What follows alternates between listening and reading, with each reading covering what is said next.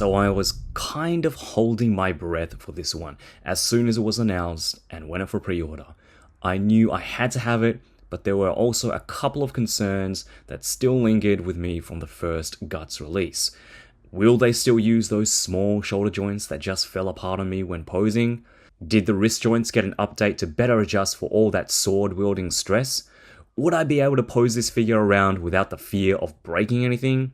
Well, luckily for the most part, what we get with this release is indeed an improvement that almost feels like a different figure. So let's jump right into it and take a closer look. As far as sculpt and aesthetics goes, this is a work of art. I thought the first Guts release was gorgeous, but holy smokes does this thing photograph like a dream. The entire figure is absolutely littered with intricate details, from every sculpted line in the armor plates, which kind of look like muscle fibers, to the more organic underarm areas, which there isn't a lot of because this version of Guts is covered completely from head to toe with the Berserker armor. And it's not just the sculpt, it's the finish as well. There's a pinkish kind of purplish wash over the entire sculpt, which really accentuates all those sculpted lines I was talking about on the armor plates. Again, kind of making it look like muscle fibers. And this is exactly what I mean about being a photographer's dream.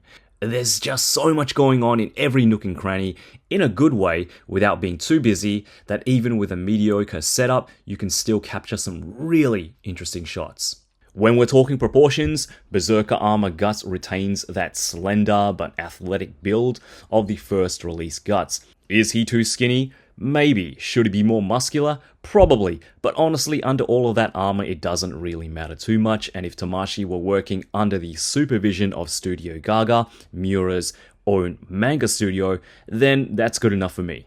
What I love even more than the armor are the 3 different head variations we get with this release. We have the Beast of Darkness helmet, which just looks insane and has a movable jaw, as it should. The sculpt is phenomenal, but the eyes are just on another level. It's a shiny metallic red that gives the illusion of glowing red eyes and really brings the figure to life. We also have the conscious form of the helmet when Guts is in control over the armor, as well as the skull helmet from when Guts first uses the armor. The skull helmet represents the previous user, the Skull Knight, and then changes form and adapts to the current user, hence the Beast of Darkness. Anyway, we get 2 interchangeable faces to go along with both the In Control helmet and the skull helmet, and again, just the amount of detail gone into these pieces is really something. This is Guts after he's been through hell and back, so you get all those scars on his face sculpted in there, with his limp right eye. Everything just looks like how it did in the manga. We also get matching collar pieces to go with those helmets as well. Neato. Okay, so the real question is, how is the engineering this time around? As beautifully sculpted as the first Guts release was, it has its fair share of problems. The shoulder joints just popped out every time I tried to rotate the arms. This was on my personal copy, of course, but still for a character that's known for, wielding a gigantic sword bigger than himself, one would think you'd need bigger, sturdier joints in the arms and shoulders. The other issue I had was with the straight pegs they used for the wrists to connect the hands. Again, back to the giant sword thing, all of that weight was just way too much stress on the straight pegs, and the hands would just end up falling off mid-pose. So I'm extremely happy to say that this time we get back to the good old ball pegs for the wrists, making it infinitely more secure when Guts is holding his massive sword. Seriously, I don't know why they didn't use this in the first place, but it is much better with this release. Alas, Berserker Armor Guts still uses the same shoulder joints as the first release, and whilst I haven't had any issues yet, I'm praying to the figure gods that those joints don't unhinge, because once they do, it is impossible to tighten them and a pain in the ass to pop them back in place. So far, so good, but I'm being extra careful this time. In saying that, I do feel the joints overall are slightly tighter with this release. The tolerance levels are also a little bit better, as I haven't had any of the armor pieces falling off during posing, and it really does help since the armor pieces are a softer plastic. Everything feels top notch and pretty solid so far, but I guess only time will tell. I think Tamashii were aware of these issues, not just the ones I had with the shoulders and wrists, but the legs not supporting the figure, or loose feet that I know some other people had with their copy. Overall, Berserker Armor Guts just feels like a more mindfully put together figure than the first. Again, it's not perfect, but it does do a better job than the last. Engineering and QC gets a pass from me this time. Good job. Alright guys, so let's take a look at the articulation. So I'm going to be doing this without the cape just to show you the full extent of the figure and how well it moves, and I'll also be doing it with the Beast of Darkness helmet because it does have a bit of articulation in the jaw, and that's where we're going to start off with. So the head does move up really well, and there is a hinge there in the jaw, so it can bring the jaw all the way down to about that much, which is great. And when you push the head forward, the jaw does kind of go with it as well. So that's pretty cool. So it does look down about that much before it hits this kind of like, I guess, chest piece here. That piece that holds in the cape. You do get some great tilt left and right because of that independent neck joint. And of course you have a rotation there side to side as well. All in all, very good head articulation. Looking at the shoulders, again, like I said, the shoulders aren't the best. They are a little bit squeaky. You might want to put some shock oil or some kind of hobby oil in there just to loosen it up a little bit. You don't want to loosen it up too much because I feel that the tightness for this figure is just about right. It is a lot better than the first Guts release, and it does hold the sword a lot better than that release did. So I do recommend loosening up just a little bit just to get, you know, a bit more smoothness when you are posing the figure. But as is, it's still pretty good. So the shoulders do rotate there 360. The armor plates are individual pieces, so they do move out of the way and they do accommodate for that articulation. You do get some really good butterfly movement there, and Guts can bring his arms in about that much. Great for dual hand sword wielding poses, as you can see, which is fantastic. He can bring his shoulders back just a tad. It's not the greatest, but there is some movement there. He does have an upper bicep swivel, or a bicep swivel. This armor piece, just like the original first Guts release, these armor plates are attached via ball joints, so they're not going to get in the way. He can bring his arms out about 90 degrees. Double elbows, and we do have your traditional swivel and hinges there at the wrist. So the ab articulation is fantastic because this is, I guess, more of a feral or animalistic version of the armor. He can crouch forward really well. Even with all of those armor plates in the way, it's not going to be a problem. You do get side to side tilt, as you can see.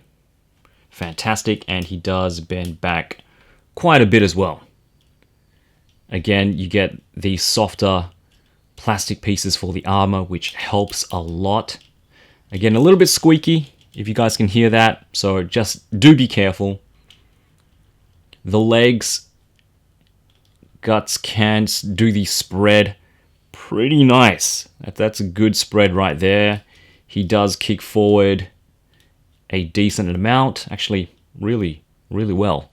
And he does kick back quite a fair bit as well. We do have a thigh cut, which is nicely hidden in the armor, as you can see.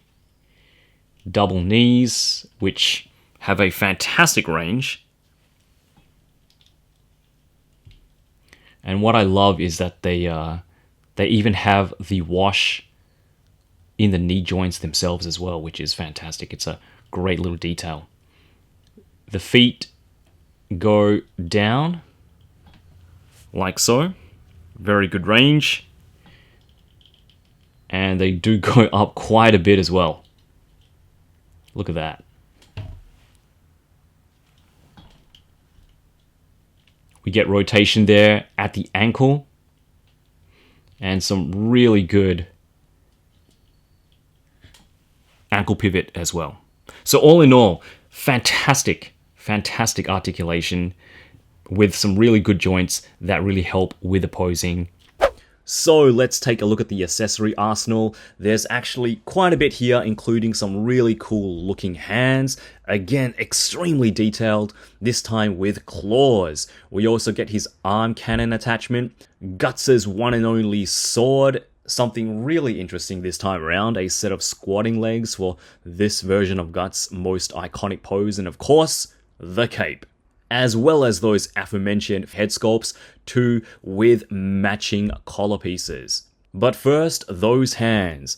We get a set of relaxed open hands, a pair of fists for punching Griffith in his pretty little face, a set of clawed hands for clawing out your enemy's insides, and a set of sword-wielding hands as well. The arm cannon attaches the same way as the first release, with the normal hand coming off and the arm cannon just popping on. The sword this time is exactly the same as last time, unfortunately. It would have been nice to have some variation of his trusty weapon. Maybe some blood, some chipping or battle damage, but if you have the first release, you know what you're getting yourself into this time, so yeah, it is what it is. If you hated the cape on the first Guts, you're not going to like it on this one either. Like the sword, it's the same wide, cut from one sheet, semi-material, semi-plastic feeling cape, which works extremely well, mind you, holds its position, and replicates the art style really effectively. But again, I can understand if you're not a fan of it, as it's not your traditional cloth material cape. Last but not least, we get a pair of squatting legs because as well articulated as the legs are with this Guts, you can't get this seamless deep crouch as he appears in the manga. It's probably one of his most iconic poses, and it's a great addition if you're looking to recreate it, especially if you're more of a displayer. I won't be swapping out the legs too often as I'm still a little bit iffy about the tolerance levels with this figure.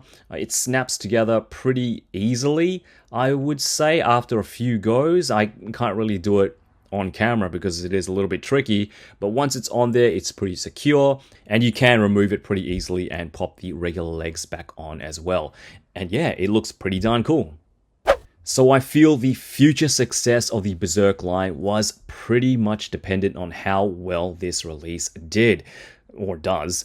Whilst the first Guts was completely sold out from pre-order, collectors' response were kind of a mixed bag. Griffith, unfortunately, didn't do as well as expected, with more negative reviews than positive. So I think a lot was riding on the success of this release. In saying that, initial pre-orders also sold out for this figure, so it's clear that people want Guts, or at least one that, didn't suffer from the engineering problems. So is Berserker Armor able to secure the line's future? Well, I'd say for the most part, yes. It's not perfect. I still think the shoulder joints need reinforcing, but it's definitely a step up from the first Guts release. The ball peg wrists are a sign that Tamashii are aware of the flaws and are willing to make the necessary improvements. I understand not everything can be done. These figures take a year and a half from conception to production, but it is nice to see progressive improvements, even if it takes time. Like I've mentioned countless times in this review, this piece is a work of art. There's no denying that. But what I think is, and this is how I felt about the first two releases, is that Tamashii need to put a little bit more figure into the Figuarts.